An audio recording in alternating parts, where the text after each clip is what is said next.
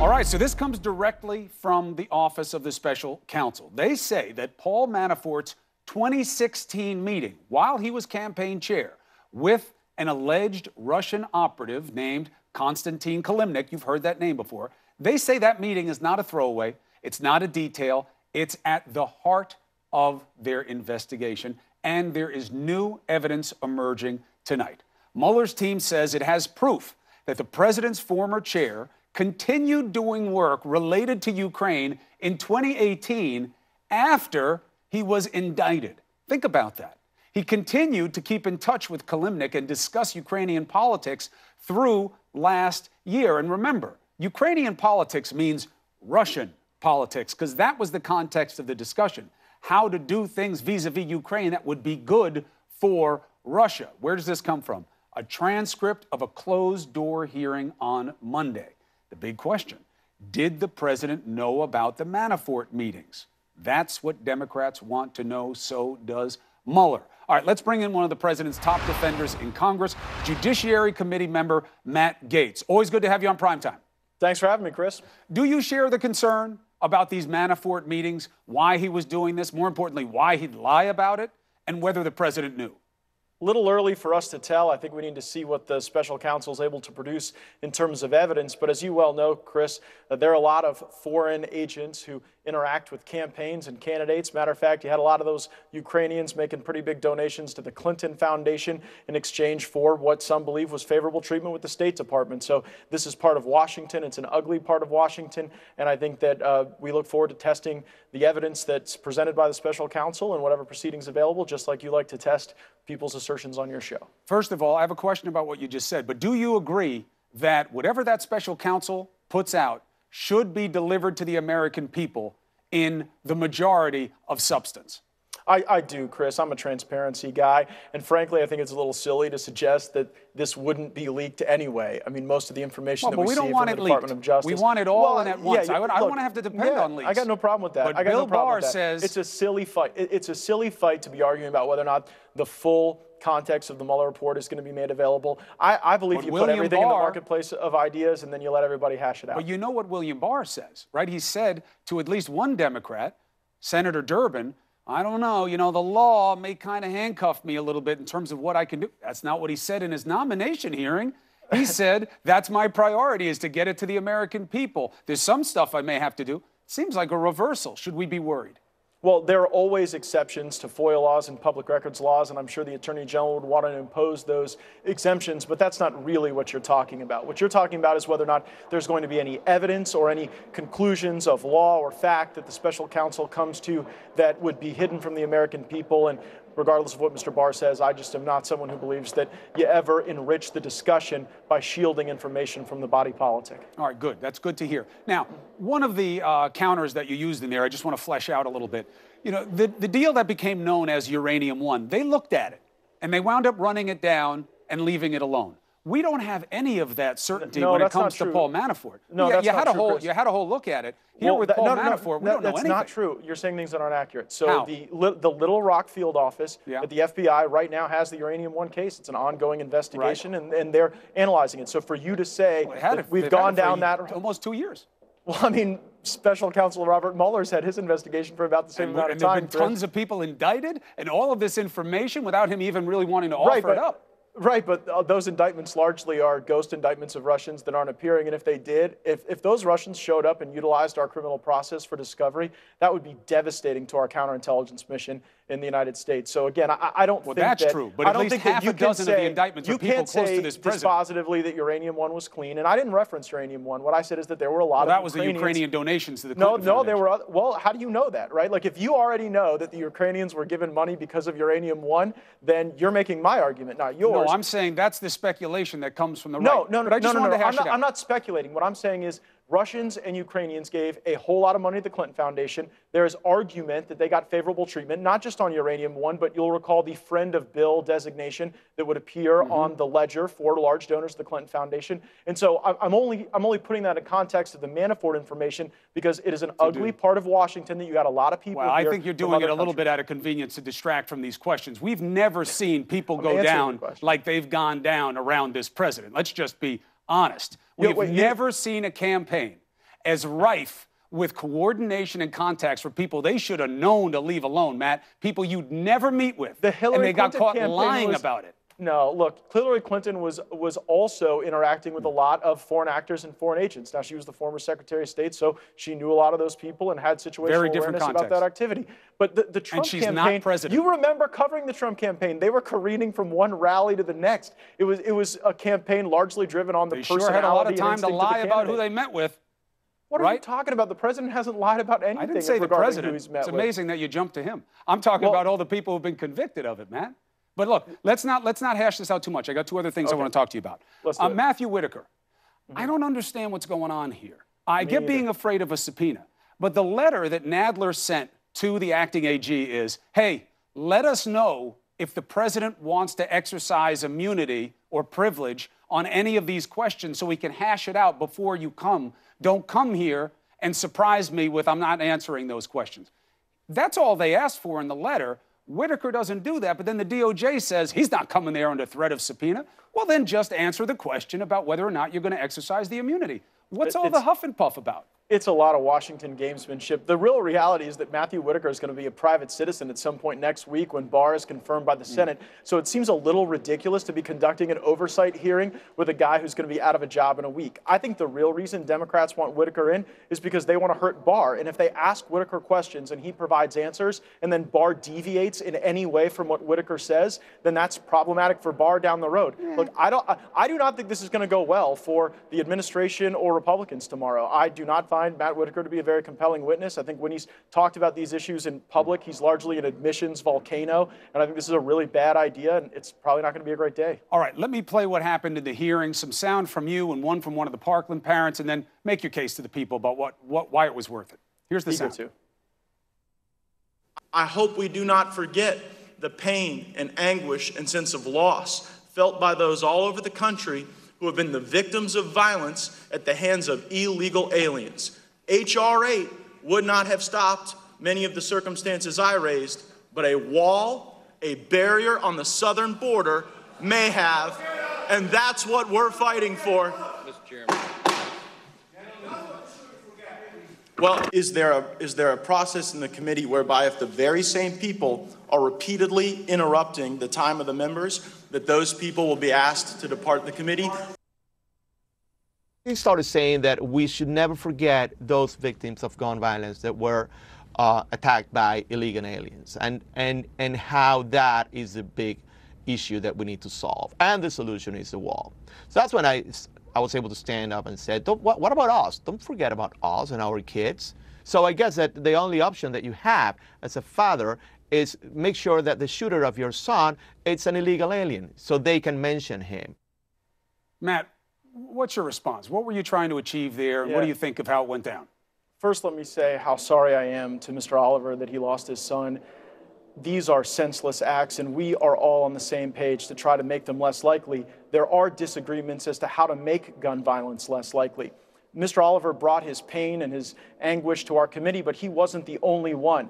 Savannah Lindquist is a 24-year-old rape survivor. She told the story of how she was violently raped in a gun-free zone because she could not carry her firearm with her. And Mr. Oliver was less than 10 feet behind this rape survivor, yelling and screaming repeatedly, Chris. And I looked at her and I could tell that she was scared. And so I know people react to trauma differently, but I was not trying to get Mr. Oliver thrown out or removed like your network has suggested. I simply was asking the committee chairman what you're supposed to do in a circumstance where one person who's like 2 or 3 times the size of this young lady seemed to be doing things that were, he didn't mean to intimidate her, but they were intimidating her. She actually complained to some of us on the right that that was an uncomfortable setting for her. And so, look, I want to commend the Democrat chairman, Jerry Nadler. I think he did a good job giving Mr. Oliver a final definite warning that you don't just get to show up in Washington and because a terrible thing has happened to you that you get to jump up and scream and yell. I hear you about that, but it looked like you were taking on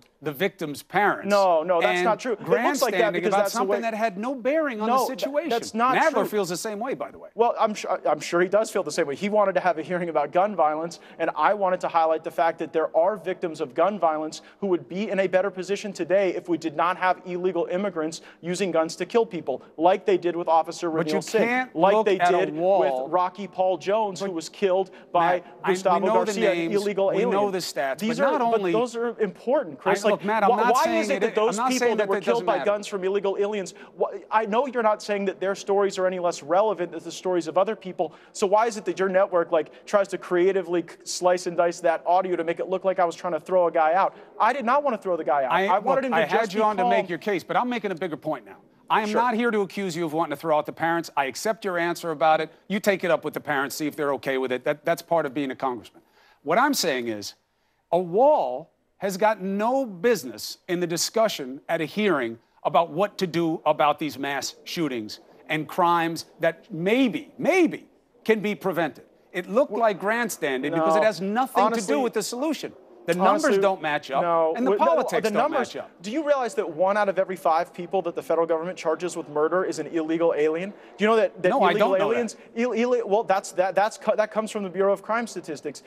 That illegal aliens are 3 times more likely to be incarcerated than people who come here legally. That's because they're incarcerated for coming in illegally. No, not necessarily. No, listen, the data shows that citizens are more likely to be criminal than illegal entrants unless you talk about the illegal entry. I mean, I got the bar graph right here. I'm not making the argument that illegal aliens are uniquely, more inclined to commit gun violence. I'm saying that it's clearly a very preventable form of gun violence, because if you end illegal immigration... But all of it is preventable. That's the point. No. You made your point. I want to make mine. Go ahead. If you end illegal immigration, and if you had a wall, some of these people who are dead at the hands of illegal immigrants who shot them might not be. And if you had universal background checks, if you had more intelligent ways of tracking it, but you only talked let's go about back the to wall. your question. No, Chris. I did not just talk about the wall. That's just how you edit it. I specifically, in my time, talked about the fact that the state of Florida had red flag laws, that we'd converted our mental health system so people don't come out of jail and back to their arsenals. So just because that's what's in your clip, that's not all that I said. But why would you bring it up at all? It seems like a naked provocation. The reason you bring up the wall is because if you have the wall, fewer violent illegal aliens will come into this country and more Americans will not be the victims of gun violence. That is a perfectly reasonable argument to make. And I'm not trying to shut down Democrats who want to make a robust background check argument. Let's have that discussion. In my state of Florida, we have background checks. And I believe that under the 10th Amendment, those are the types of things that we would leave to the states to be able to have those solutions. But the inference that somehow, if you're talking about guns and violence, you in no way can talk about illegal immigration, that you just have to have that as something that is off the table for discussion. That is ludicrous, and it's not the reality that our American families live who want safer streets. But it is the reality. Because if you're going to talk about stopping the mass shootings, which seem to be the only kind of gun crime that anybody cares about in this country, then... That is outrageous. It is, to say that the only gun crime people care about are mass shootings. It is, because look, you guys never talk about it. It's only the mass shootings that get your attention. Singh, who was just arresting someone at a traffic stop, got killed. A lot of people cared about him. And for you to suggest that all people care about are the mass shootings, it's not about caring about the victims. So irresponsible. I'm talking about politicians and responsibility to do something about it. You guys have never done a damn thing until it became a tool of opportunity for you to talk about immigration. These mass shootings keep happening, and you do nothing except go on TV and say we're not a law away. And now you sit in front of a room of victims' parents and you talk about the wall. That's an issue. I advocated for the red flag laws in Florida. I worked with Republicans and Democrats on the legislation that passed in my state. Because the wall will help have fewer violent illegal immigrants in this country killing people, Chris. That is obvious. And by the way, so would access to mental health. So would universal background checks. Now those are much more reasonable measures than a wall. I'm not allowed to talk about illegal immigration at a gun hearing, but now all of a sudden, universal access to health care is on the table? You're attacking a little slice of the problem. Name me a mass shooting that was committed by someone who entered the country illegally. It's not just about the mass shootings, Chris. No, it's your premise that only the mass shootings matter. I think the only ones you guys will even discuss. I discussed 3 other shootings that were mass shootings. Because now they're an article of convenience for you now, Matt. You think it's convenient for us that people are dead at the hands of illegal aliens? Absolutely. You think that we are that craven that we would sit there and hope that people... That is so irresponsible. Look, I think it's irresponsible of the people who are doing it. Because you've put a premium on certain lives and not others. That's like saying Democrats want there to be more school shootings so they can have gun control. That would be That's what you guys say all the time. Absolutely not. The right says that all the time. The Democrats must be so happy there was another mass shooting. I see it all the time, Matt. I've So do you. never heard that. Will you put on your show any member of Congress saying that Democrats want there to be mass shootings? Because I've never heard a colleague say I'm that. saying people on the right, not elected leaders. I've never had anybody come on this show I'm not and say responsible anything for the view favorable of about every mass shootings. position I'm of talking about the everything on the politics right. around it that give birth to the kind of cynicism that allows you to go into a hearing about guns and mention the wall. I will do that every single time I get the chance, because a wall will mean fewer people will die at the hands of guns and illegal aliens. And where do you think a 700,000 wall people is on the sent list me of to make that reasonable argument. moves to stop gun violence in this country? It's below red flag laws. It's below mental health conversion. And by the way, I mentioned it So do after those all of first. those things. I did mention those. And by the way, we did in the state of Florida. That's precisely what we did. We went after the root of the problem in mental health care and a broken system that just cycles people around like Nicholas Cruz was cycled around. And we're actually trying to fix the problem rather than demagogue it as a basis to go and deprive law-abiding citizens of their Second Amendment rights. Listen. Second Amendment rights, you have them. They're secured in this country like nobody else in the world. The other problem is I intend to keep them that way. You have more of this type of violence than anywhere in the world, even if you hold consistent for mental health. We don't have more mentally ill than other places in the world, not per capita, but we have more of these shootings, and yet never any solutions that go to that until the wall. We also have more video and now games. we've got a great way to deal with it. We also glorify violence in our music more. There are a lot of externalities in our society that lead to violence. And I am in total concert with you on attacking those things. But it is outrageous to suggest that you can't even talk about illegal immigration in the context of gun violence. You talk about it in the right violence. place. You talk about it in a hearing about illegal immigration. And by the way, when you do it, I'm not accusing you of this, but you defend the president, he has created a brown menace, a xenophobic principle of the people who come into this country exaggerating their criminality, the incidence of drugs and how they get into this country, and the incidence of terror and how it enters this country, and overstays and how they get into this country. He has exaggerated all of it and given a solution that none of the people in private at the DHS or CBP would ever confirm as a top priority. That's exaggerating. That's not true. That's cynicism. That's bad governance. Chris, more brown people are working and more prosperous under this president than at any time previously. Including those who aren't here legally, and he hires them too.